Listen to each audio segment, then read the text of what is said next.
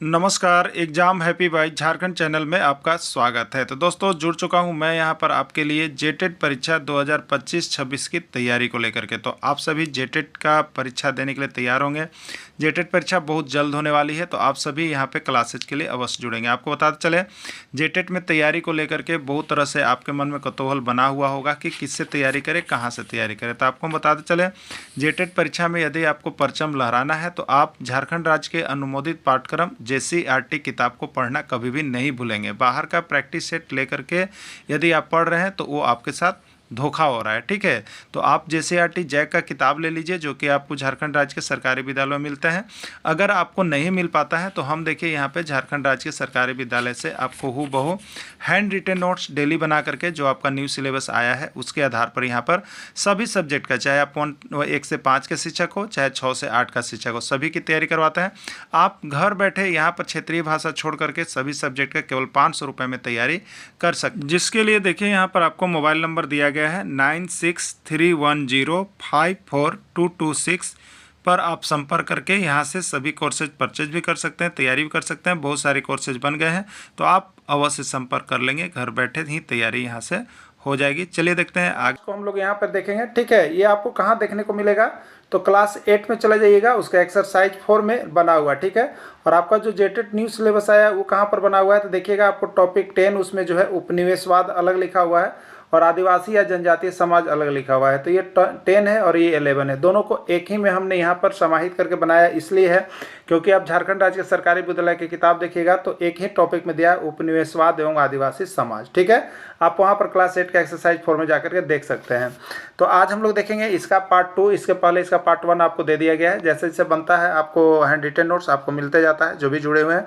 तो आज आप लोग देखिएगा इसका पार्ट 2, ठीक है। पार्ट 2 में हम लोग को पढ़ना क्या है, तो देखिए आदिवासी समाज में अंग्रेजों का उपनिवेशवाद के खिलाफ विभिन्न प्रकार के आदिवासियों की तरह आंदोलन किया गया था, विद्रोह किया गया था। उसी विद्रोह को इसमें हम लोगों को देखना है, ठीक है।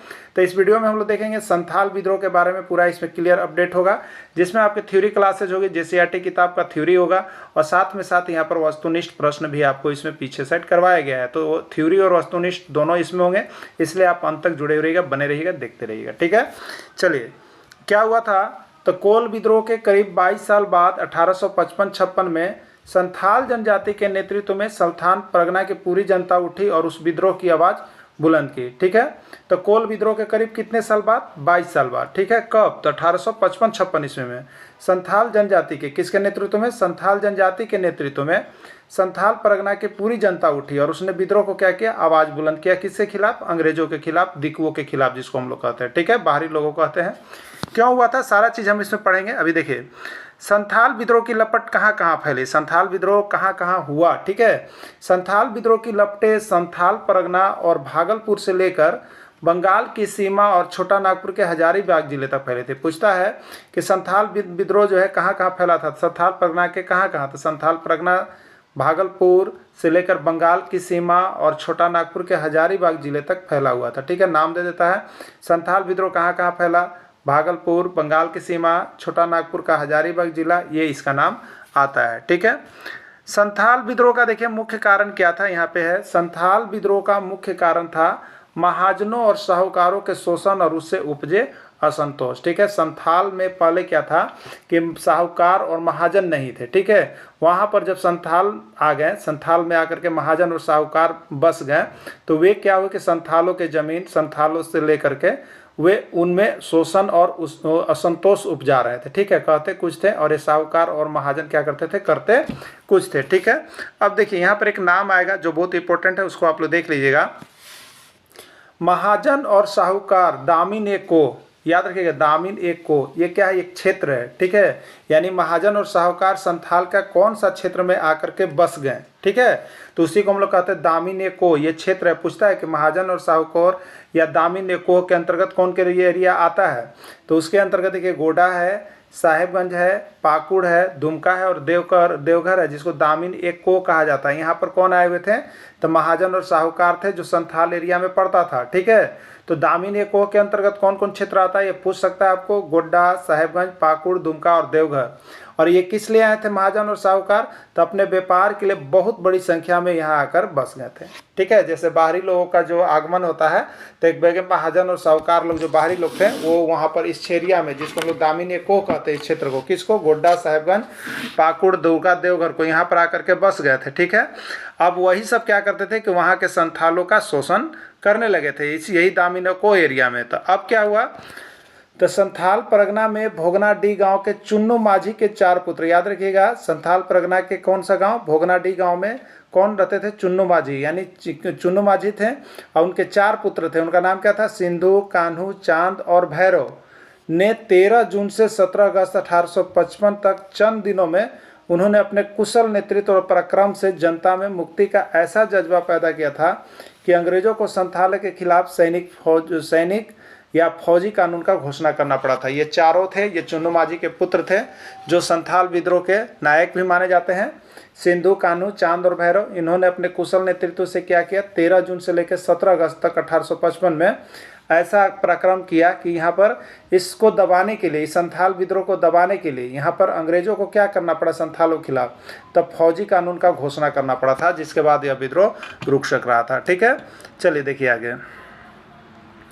इस सैनिक कानून को 3 जनवरी 1856 ईस्वी को वापस लिया गया। देखिए ये सब प्रश्न, यही सब आपको JCERT किताब से बीच बीच से रहता है, जो कि आपको कहीं नहीं मिलेगा प्रैक्टिस सेट में, ठीक ना। इसीलिए आप JCERT वाले को ही पढ़ के जाइएगा, क्योंकि यहाँ से आप देखिएगा तो आपको बीच बीच से ऐसे प्रश्न मिलेंगे जो आपको प्रैक्टिस सेट में कहीं नहीं मिलेंगे। आप कोई भी प्रैक्टिस सेट लेके पढ़ रहे होंगे तो पूछेगा कि संथाल विद्रोह में सैनिक कानून को कब वापस लिया गया। संथाल विद्रोह में जो सैनिक कानून लागू किया था संथाल विद्रोह को दबाने के लिए अंग्रेजों ने, उसको कब वापस लिया, तो याद रखिएगा 3 जून 1856 ईस्वी को वापस लिया गया था। ठीक है, नेक्स्ट है, इस विद्रोह के जनक थे सिंधु, कान्हू, चांद तथा भैरव लोगों के लिए पूजनीय हो गए। इस विद्रोह के जनक कौन कहे जाने लगे, तो इस विद्रोह के जनक नायक जो भी हैं वो है सिंधु, कान्हू, चांद और भैरव, चारों भाई को माना जाता है। इसे विशेष करके कभी कभी आपका जब ऑब्जेक्टिव आएगा तो आपको केवल मिलेगा सिंधु विद्रोह में सिंधु और कान्हू, संथाल विद्रोह में सिंधु और कान्हू का नाम आपको देखने को मिलेगा। ठीक है, तो आप उसको टिक कर सकते हैं। अगला पॉइंट है, प्रत्येक वर्ष इस विद्रोह की याद में राज्य में हुल अर्थात संथाल विप्लव दिवस 30 जून को मनाया जाता है। बहुत इंपॉर्टेंट प्रश्न है, बहुत बार एग्जाम में आया हुआ है, झारखंड एग्जाम में। तो यही संथाल विद्रोह है। ठीक है, संथाल विद्रोह को विप्लव दिवस भी कहा जाता है। संथाल विद्रोह का नाम विप्लव दिवस भी है, संथाल विद्रोह का नाम हुल दिवस भी है, और यह किस दिन मनाया जाता है, 30 जून को मनाया जाता है। क्लियर हो गया होगा, 30 जून को मनाया जाता है। संथाल विद्रोह को कुचलने के लिए दानापुर से अतिरिक्त सेना बुलाई गई और उसे संथाल परगना नाम से वैधानिक जिला बनाया गया। ठीक है, संथाल विद्रोह में आर्मी कानून को क्या कर दिया गया, वापस ले लिया गया। उसके बाद भी इस विद्रोह को यदि दबाना पड़ा तो उसे कुचलने के लिए कहाँ से अतिरिक्त सेना बुलाई गई थी, प्रश्न आया हुआ था कि संथाल विद्रोह को दबाने के लिए कहाँ से अतिरिक्त सेना बुलाई गई थी। तो आप याद रखिएगा, संथाल विद्रोह को दबाने के लिए अतिरिक्त सेना जो है आपको दानापुर से बुलाया गया था। देखिए किताब में जो आपको संथाल से दिया हुआ है वो हमने आपको यहाँ पे करवा दिया। अब कुछ मुख्य पॉइंट और भी हैं, उसको हम लोग यहाँ पे देखेंगे। ठीक है, चलिए देखिए अगला पॉइंट है संथाल विद्रोह, जिसे संथाल हुल भी कहा जाता है। यह विद्रोह 1855-56 ईस्वी में अंग्रेजी व औपनिवेशिक सत्ता और ब्रिटिश जमींदार के खिलाफ हुआ था। याद हो गया आपको, संथाल विद्रोह को क्या कहते हैं, हुल विद्रोह भी कहते हैं, संथाल हुल भी कहते हैं, संथाल विप्लव दिवस भी कहते हैं। ठीक है, यह अंग्रेजी सत्ता के खिलाफ, औपनिवेशिक सत्ता यानी उपनिवेशवाद और ब्रिटिश जमींदार के खिलाफ में था। क्यों था, अभी आप लोगों ने देखा था कि यहाँ पर जो दामिन या को एरिया था, दामिन एक को एरिया जिसमें आपने देखा गोड्डा, देवघर, चौसा जो भी थे, तो दामिन एक को एरिया में क्या हुए थे, तो यहाँ पर साहूकार और महाजन लोग आके फंस गए थे। और ये दामिन एक को एरिया जो था वो संथालों का था, और वे क्या करते थे, संथालों को जब जरूरी पड़ता था तो उन्हें थोड़े बोड़े रुपये पैसे देते थे और उसका सूद इतना कर देते थे कि फिर ये इसका गुलाम हो जाते थे। ठीक है, और इनका संपत्ति का ये मालिक बन जाते थे। इससे संथालों में असंतोष था, जिसके कारण ये विद्रोह हुआ था। ठीक है, इसके प्रमुख नेता को हम लोग देख लेंगे कि संथाल विद्रोह के प्रमुख नेता में कौन कौन का नाम आता है। तो देखिए इस विद्रोह के मुख्य नेता में चुन्नू माझी के 4 पुत्र थे, सिंधु, कान्हू, चांद और भैरव। ये सिंधु, कान्हू, चारों भैरव चुन्नू माझी के पुत्र थे। बहुत कम जगह मिलेगा, याद रखिएगा। सिंधु, कान्हू, चांद और भैरव किनके पुत्र थे, चुन्नू माझी के पुत्र थे।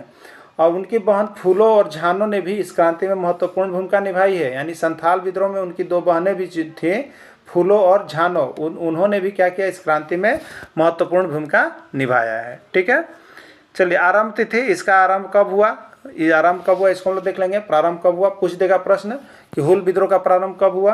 तो इस विद्रोह की जो औपचारिक घोषणा है वो 30 जून 1855 माना जाता है। ठीक है, 30 जून 1855 माना जाता है। और कहाँ से हुआ था, भगनाडी गांव, संथाल परगना के भगनाडी गांव में हुआ था, याद रखिएगा ना।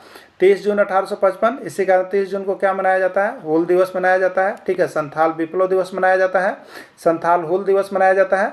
और ये संथाल परगना के भगनाडी गांव में हुआ था और 30 जून 1855 को हुआ था, याद रखिएगा। ठीक है, इसका प्रमुख कारण में जो नाम आता है देख लीजिएगा, यहाँ पे आर्थिक शोषण आता है कि आर्थिक शोषण संथालों का, ब्रिटिश सरकार की अस्थायी बंदोबस्ती नीति और अत्यधिक कर जो था, ये संथालों का आर्थिक शोषण किया जाना था। दिक्कुओं का अत्याचार, दिक्कू जो बाहर से आकर के लोग बसते हैं उनको, उसमें अंग्रेज या बाहर के जमींदार साहूकार ये सभी दिक्कू कहलाते हैं। आप लोगों को इससे पहले वाले पार्ट 1 में पता चला होगा। जमींदार, साहूकार, महाजन और व्यापारी, जिन्हें संथाल लोग क्या करते थे, दिक्कू कहते थे।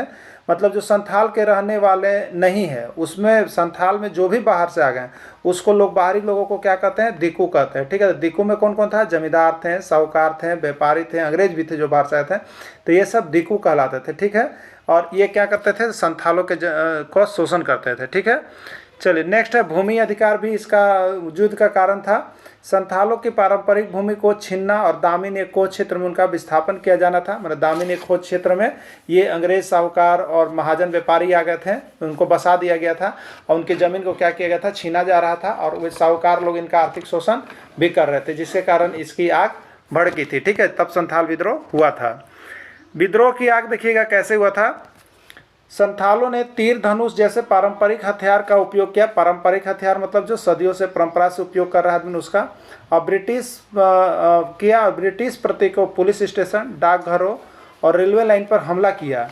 उन्होंने गुरिल्ला युद्ध, गुरिल्ला वारफेयर तकनीक का इस्तेमाल किया। मतलब छुप छुप कर ये लोग क्या करते थे, संथाल लोग अंग्रेजों के प्रति युद्ध कर रहे थे। ठीक है, ये संथाल विद्रोह का परिणाम क्या निकल के आया। ठीक है, संथाल विद्रोह का परिणाम क्या निकल के आया। ठीक है, देखिए संथाल विद्रोह का परिणाम निकल के आया कि ब्रिटिश सेना ने मार्शल लॉ लगाकर विद्रोह को क्रूरतापूर्वक दबा दिया गया। सिंधु और कान्हू पकड़े गए और उन्हें फांसी दे दिया गया। इस विद्रोह का परिणाम हुआ कि यहाँ पर जो है जो अंग्रेजी सेना थे उन्होंने क्या लगाया, मार्शल लॉ लगाया। ठीक है, और मार्शल लॉ लगाकर विरोध को क्रूरतापूर्वक दबा दिया, क्योंकि उन लोगों के पास अत्याधुनिक हथियार थे और यहाँ पर कौन था, पारंपरिक हथियार थे।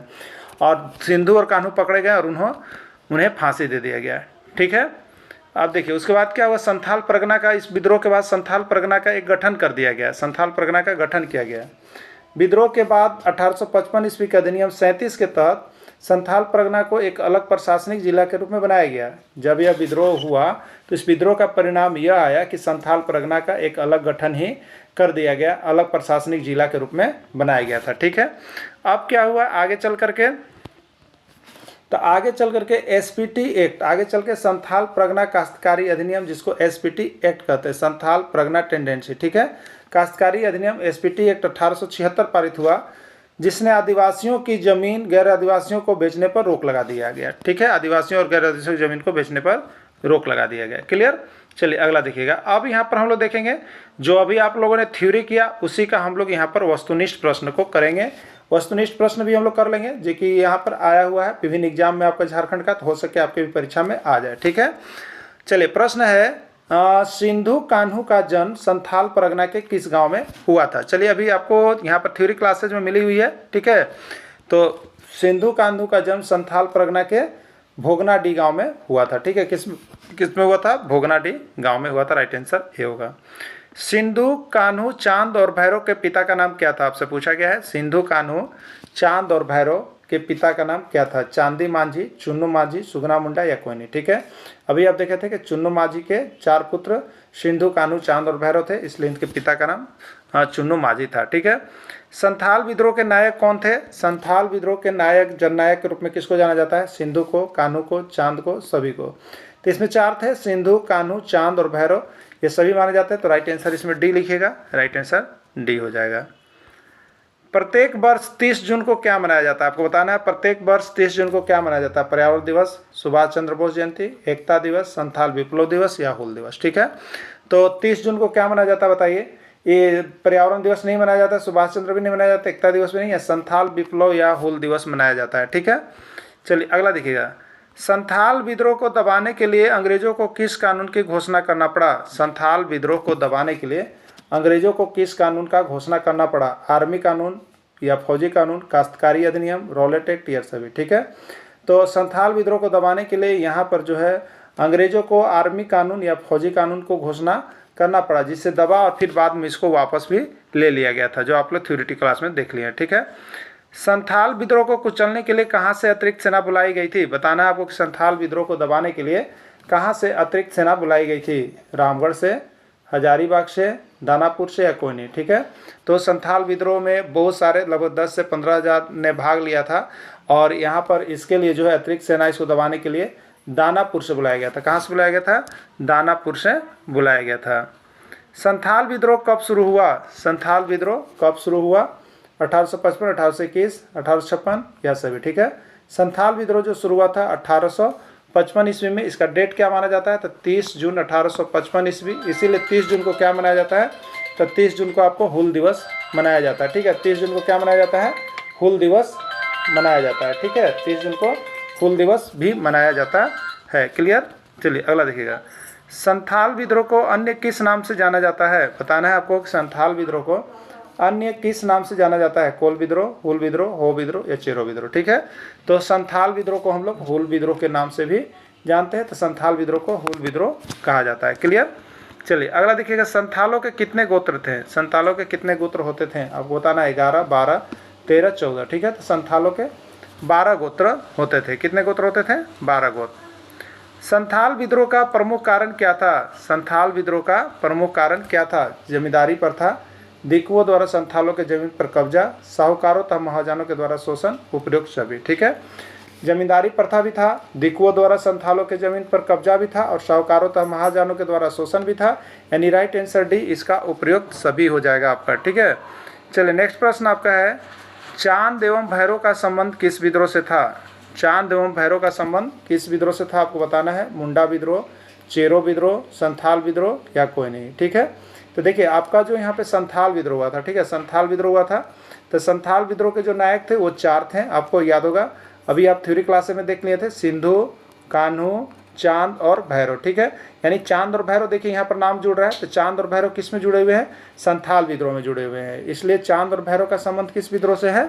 संथाल विद्रोह से आपका इसका संबंध चलता है। ठीक है, सिंधु और कान्हू की बहन झानो और फूलों का संबंध किस विद्रोह से था? ठीक है, तो देखिए ये सभी कितने? चुन्नू माझी के थे। ठीक है, चुन्नू माझी के 4 पुत्र थे, सिंधु, कान्हू, चांद और भैरव, 4 पुत्र थे। ठीक है, और उनकी बहन भी थी झानो और फूलो।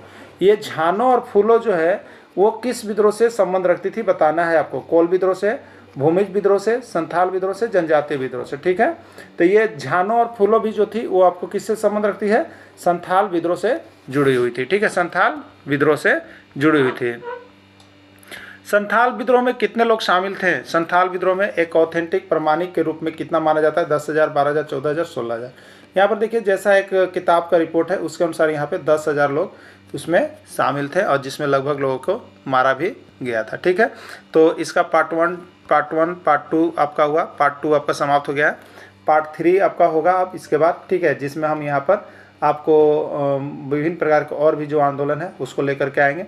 तो जो भी शिक्षक JCRT से जैक की किताब से तैयारी करना चाहते होंगे वो किताब ले लेंगे, अन्यथा उनको नोट्स यहाँ पे किताब का बना हुआ है, यहाँ से लेकर के पढ़ सकते हैं। अटेंडर सारा PDF और वीडियो आपको यहाँ से अवेलेबल है, सब कुछ आपको मिल जाएगा, आप लेकर के तैयारी कर लीजिएगा। ठीक है, यहाँ से बाहर आपको जाने की आवश्यकता नहीं है। वीडियो के अंत तक जुड़े रहें, धन्यवाद।